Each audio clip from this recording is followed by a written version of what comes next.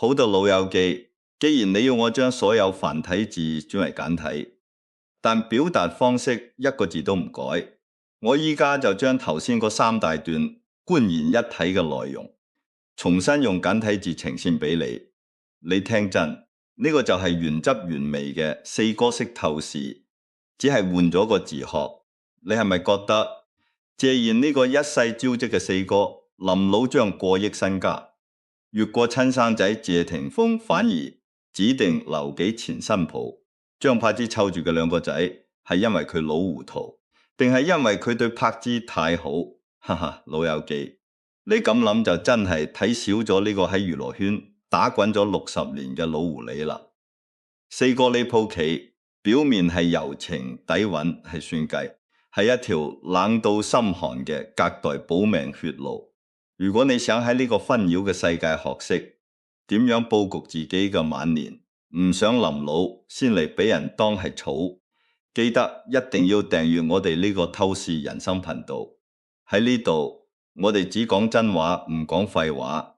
首先你要明白謝霆鋒嗰條友家陣身家豐厚到乜嘢地步，幾十億上落四哥，嗰1億幾千萬擺喺霆鋒眼中，真係連眼皮都唔會眨一下。呢筆錢過到佢手，最多咪又係擺喺邊個基金度滾存，或者買多2架跑車。對成個謝家嘅血脈傳承嚟講，連滴水花都沾唔起。但呢筆錢一旦落到嗰2個孫仔手上，嗰個意義就完全唔同晒。嗰2個細路，老豆有錢還老豆有錢，但阿爺指定俾佢哋嘅係一份認祖歸宗嘅鐵證，係一種你係謝家嘅根嘅烙印。呢招先至係高，因為錢呢家嘢要俾喺最痛最需要嘅地方，俾霆鋒叫錦上添花，隨時俾人遺忘，俾2個孫叫雪中送炭。呢筆錢會成為佢哋成長過程中對阿爺最刻骨銘心嘅記憶。蔡瀾先生話齋，人生係嚟玩嘅，但玩都要有智慧。四哥呢鋪就係用錢嚟買一個家族記憶，買一個第3代永遠割唔斷嘅臍帶。香港地啲豪門最驚嘅咒語就係富不過3代。你睇下幾多富豪第2代仲撐得住，去到第3代即刻散晒。四哥呢條老鬼人稱，四哥嗰陣你仲喺度玩泥沙，佢點會唔知呢個道理？佢跳過謝霆鋒呢個已經穩如泰山嘅第2代，直接將注碼壓喺第3代身上，正正就係睇穿咗呢點。呢個唔係單純嘅重算，而係一個極度理智嘅火種計劃。佢要確保，即使將來霆鋒有咩風浪，或者謝家嘅商業王國有咩閃失，呢2個體內流住謝家血嘅後人，依然有一筆足以翻身嘅本錢。呢種隔代佈局係用嚟對抗時間同命運無常嘅天道邏輯。佢將筆錢變成一個保命符，綁喺2個細路嘅命運線上，確保謝家嘅血脈唔會因為一代人嘅得失而斷纜。所以話，你以為四哥淨係識得飲紅酒攬後生女，其實佢個腦轉數快過你部電腦。佢睇通一樣嘢，親生仔有時不如親生孫，因為孫仔嘅未來就係成個家族嘅未來。將筆錢交俾霆鋒，只係將一堆數字由左邊口袋搬去右邊，但交俾2個孫就係將一個希望同責任親手種落泥土度。呢個就係真正睇透人性嘅生財局，生得靚，生得絕，生到令你拍案叫絕。講到底，呢個世界邊有咁多慈祥阿爺四哥？呢鋪棋盤上嘅對手根本唔係霆鋒，而係時間，係命運，係嗰種臨老唔過得勢嘅恐懼。佢用一筆對佢嚟講可能只係零用錢嘅數目，買斷2個孫未來幾十年對佢嘅懷念，同時為謝家立咗一個永不動搖嘅根據地。你話呢種智慧係唔係比起將啲錢攞去買名牌養靚車要高明幾萬倍？其實四哥最信嘅唔係張柏芝，而係人性中嘅母性。點解佢寧願相信一個前新抱，都唔將錢交俾日日賺大錢嘅親生仔，因為佢知道母親保護幼崽嘅本能係呢個世界上最可靠、最唔會背叛嘅契約。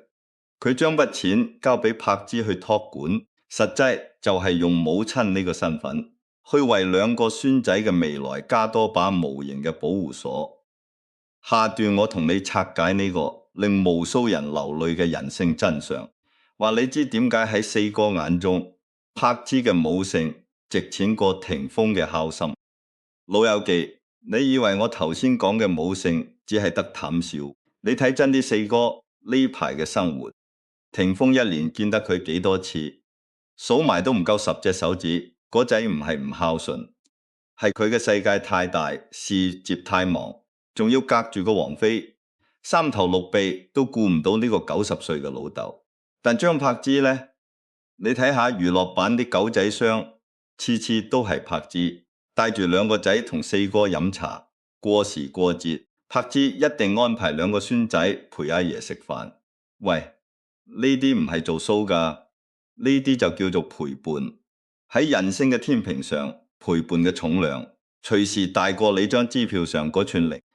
我成日都話做人最緊要唔好委屈自己，但老咗你會發現委屈你嘅往往唔係自己，而係嗰種有仔等於冇仔嘅空洞。謝賢呢條老鬼，佢招積咗成世人，臨老佢最怕乜嘢？唔係怕死，係怕剩佢住。嗰間大屋如果淨係得個工人姐姐同佢對望，就算間屋鑲金都係監獄嚟㗎。但柏芝帶住兩個花骨龍嚟探佢間屋，即刻充滿細路嘅嘈吵聲、玩具聲，仲有柏芝嗌阿爺食多嚿肉嘅聲。呢種聲你用幾多錢都買唔到，所以四哥將啲錢留俾兩個孫，名義上係俾孫，實際上係回扣緊柏芝呢份時間。佢用筆錢買斷自己晚年嘅孤獨，換取一個前新抱繼續帶住謝家血脈嚟陪佢終老嘅理由。呢個算盤打得響過你聽過嘅任何交響樂。跟住落嚟呢個 point， 你可能會覺得心寒，但真相就係咁殘忍。你諗下，如果筆錢過咗霆鋒手，將來霆鋒同王菲開開心心，或者將來有咩風吹草動，呢筆錢會唔會100%落喺 Lucas 同 Quintus 度？冇人知。但四哥將筆錢指定俾張柏芝湊住嘅兩個仔，講到明就係信得過柏芝呢個阿媽。點解？因為男人嘅錢往往係攞嚟搏嘅。霆鋒搞生意、搞電影、搞特效，佢啲錢係進攻型，隨時一個投資就冇咗一大截。但女人嘅錢，尤其係一個阿媽為個仔守住嘅錢，佢係防守型。張柏芝自己都係藝人出身，佢知道呢個圈嘅錢有幾飄忽，所以佢一定會將呢筆錢當成兩個仔嘅最後屏障，鎖喺最穩陣嘅信託、最保守嘅債券入面，蚊都唔會喐多隻。謝賢呢鋪就係睇穿咗呢一點，佢唔係信柏芝嗰個人，佢係信母性。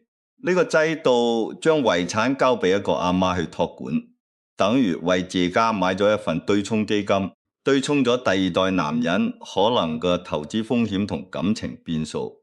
呢份家族安全保險先至係佢真正嘅遺產精髓。老友記，我哋呢度講句公道說話，當年張柏芝同霆鋒離婚嗰陣，個個都話謝家呢鋪大鑊，但你有冇留意到當時四哥出面講過幾多次好說話？佢永遠都話柏芝係好新抱，佢為謝家生咗兩個仔。嗰陣時謝家嘅面子幾乎跌到落谷底，係柏芝咬實牙關將兩個仔湊大，從來冇喺公開場合數湊過霆鋒一句，仲要每次見記者都教兩個仔要尊重爸爸，尊重阿爺。你話呢啲係偽裝？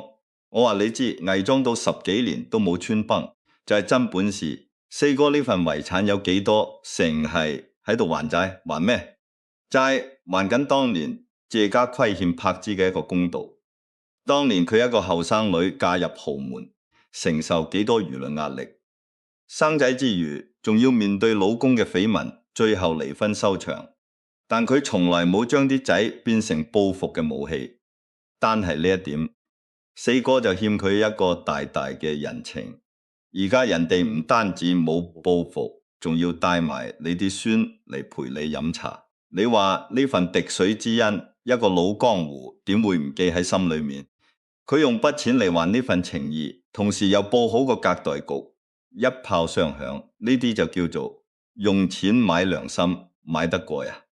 男人之死係少年，呢句說話冇錯，但一個真正有智慧嘅老少年，最緊要係有自知之明。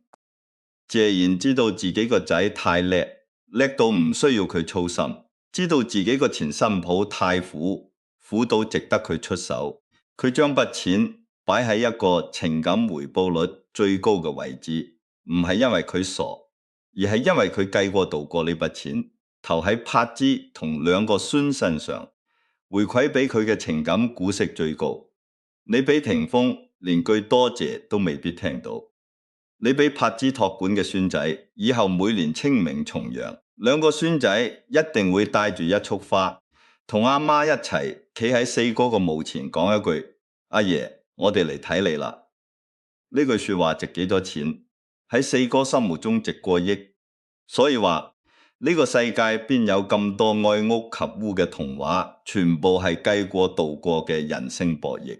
四哥將筆錢交俾一個佢最信任嘅敵人，即係離咗婚嘅前新抱，因為佢知道呢個敵人有一個永遠唔會背叛嘅盟友，就係佢體內嘅母性。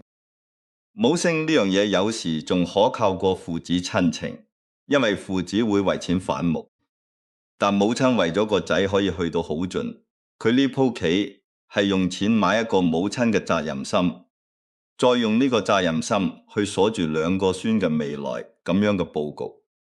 你仲敢話佢老糊塗？我話佢精過鬼。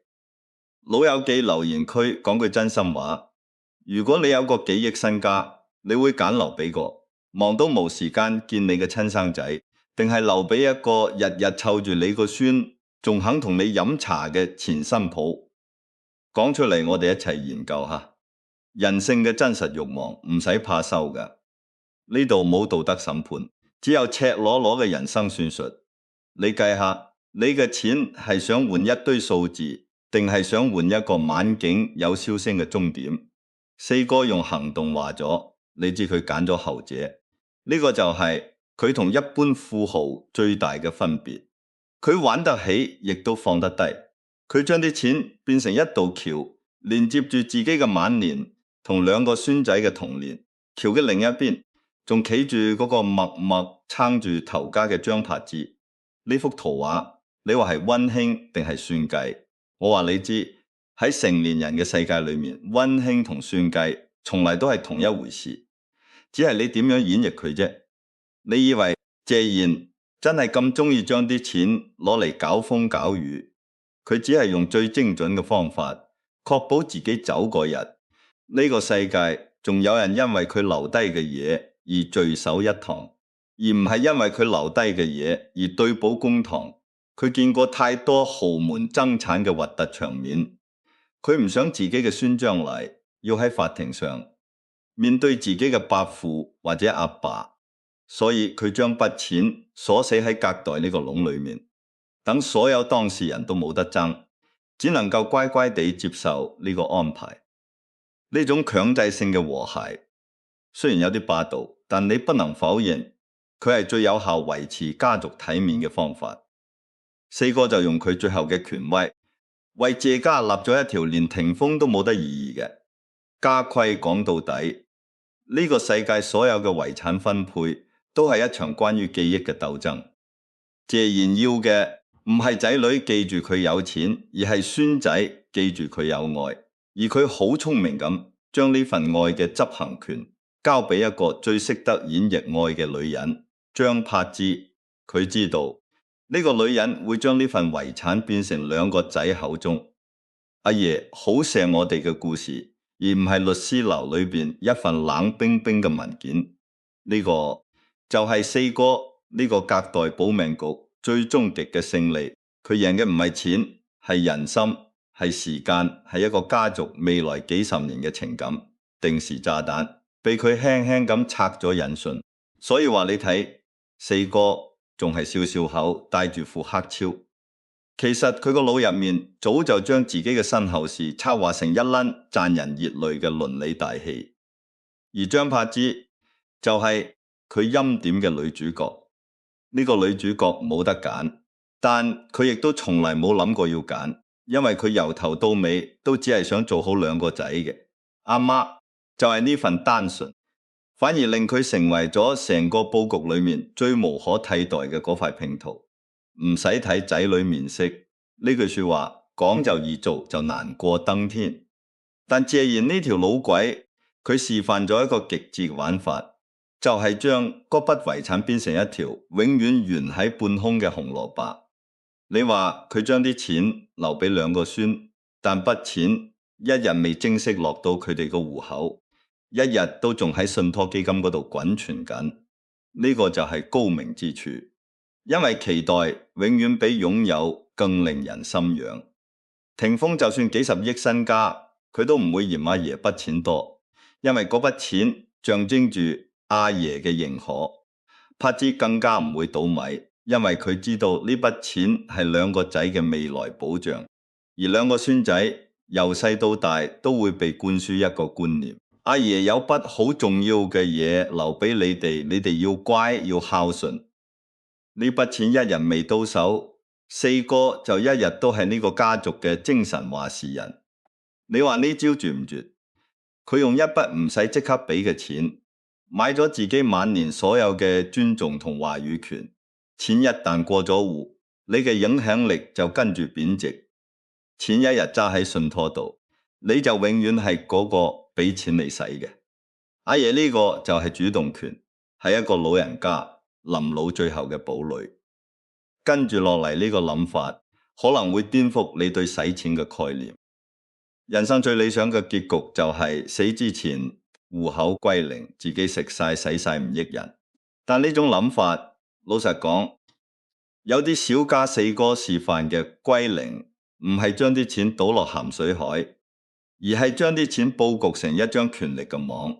你將筆錢變成一個家族嘅中央銀行，你定規則，你揀邊個做執行者，你決定筆錢要點樣分批釋放。呢個過程入面，你嘅存在就係呢個金融系統嘅核心。仔女會因為呢筆錢而對你心存敬畏心抱，會因為呢筆錢而加倍照顧你嘅。孫仔會因為呢筆錢而視你為生命中最重要嘅守護神。你話呢種歸零同你將嗰啲錢一次過使晒邊種先叫做真正嘅玩到盡四哥？將嗰啲錢變成一股維繫家族情感嘅牽引力，佢死嗰日，呢筆錢先至真正開始履行佢嘅使命，而佢嘅精神就透過呢個佈局永遠留咗喺度。呢種智慧唔係嗰種淨係識得計住銀行簿有幾多個零嘅人能夠明白嘅。所以我成日同嗰班老友記講，你千祈唔好做嗰種一次過交底嘅傻父母。我有個老朋友臨退休嗰年，高高興興將層樓轉咗個仔個名，諗住從此無憂。點知轉名第二個月個仔就話要裝修，叫佢搬去老人院暫住幾個月，暫住到而家5年啦，都未見佢搬得返去。你話心唔心寒？呢個就係人性最現實嘅寫照。你手揸資產嗰陣，你係太上皇。你將資產一次過清倉，你即刻變咗個多謝都冇句嘅婦女謝賢。呢條老狐狸，佢就係睇穿咗呢點。佢啲錢唔俾霆鋒，因為俾咗就冇。佢將啲錢鎖喺一個隔代嘅信託度，仲要指明係俾張柏芝湊住嘅兩個仔，變相逼到霆鋒柏芝兩個孫呢個四個關係。因為呢筆錢而永遠保持住一種互相需要嘅張力。霆鋒要顧及阿爺嘅意願，柏芝要維護兩個仔嘅權益，兩個孫要珍惜阿爺嘅恩賜。成個謝家就因為呢一個唔俾嘅決定而變得比任何時候都更加團結。呢個就係真正嘅隔代保命局，保住嘅唔單止係錢，更加係一個家族嘅靈魂同和諧。老友記，你活到呢個年紀，應該要明白一個殘酷嘅事實，孝心係一樣好脆弱嘅嘢，佢需要不斷被提醒、被引導，甚至被某啲實質嘅誘因去鞏固。你唔好怪我講得咁直白，呢個就係人性。謝賢將嗰筆遺產變成一個永遠未兌現嘅期票，就係要確保佢有生之年，所有後人見到佢都會笑，都會叫聲四哥、阿爺，而唔係喺背後等緊佢斷氣。佢用錢買嘅唔係愛，係尊重，而呢份尊重最終會反過嚟滋養出真正嘅愛。因為當所有人都習慣咗對佢好，呢種習慣就會變成真實嘅情感。呢個就係心理學上嘅認知失調。你日日對一個人好，你就會說服自己係因為愛佢先至對佢好。四哥就係用呢套機制，將嗰啲後人訓練成孝順嘅乖仔乖孫。所以話你而家明唔明點解我由頭到尾都話四哥呢鋪棋係天道邏輯？因為佢順應嘅唔係感情，而係人性最底層嘅運作規律。佢唔會傻到以為柏芝同霆鋒會因為愛而永遠孝順，佢信嘅係利益、責任同期待。呢三條鐵索將一個家族牢牢捆綁住，佢將自己嘅晚年變成一個資源分配中心，而唔係一個資源消耗者。呢個心態嘅轉變就係佢同嗰啲臨老先嚟後悔嘅老人家最大嘅分別。我成日都話做人最緊要唔好委屈自己，但唔委屈自己嘅前提係你要有主動權。四哥用佢嘅遺產報告向所有後生展示咗一件事，就算我謝賢90歲，就算我啲氣力唔及你哋，但呢個世界嘅遊戲規則依然係由我嚟定。佢呢種玩到最後一秒都仲係玩家嘅姿態，先至係真正嘅瀟灑。佢飲紅酒、着靚衫、攬女伴，全部都係表面風光。真正令佢屹立不倒嘅，係佢對錢同人性嗰種透徹嘅駕馭能力。如果你覺得今日呢番關於謝家遺產嘅透視救咗你嘅靈魂，令你唔再俾嗰啲養兒防老嘅舊觀念鎖死，請你一定要訂閱我哋透視人生，分享呢條片俾你嗰啲仲喺度死慳死抵委屈緊自己嘅老友。多謝大家支持，我哋下次再一齊睇透世界，佈局人生。我而家要飲埋杯酒，吹下海風，諗下聽日買咩餸。記住，人生呢場戲你唔去編排劇本，就會有人幫你編排一個悲劇。四哥揀咗做導演你呢？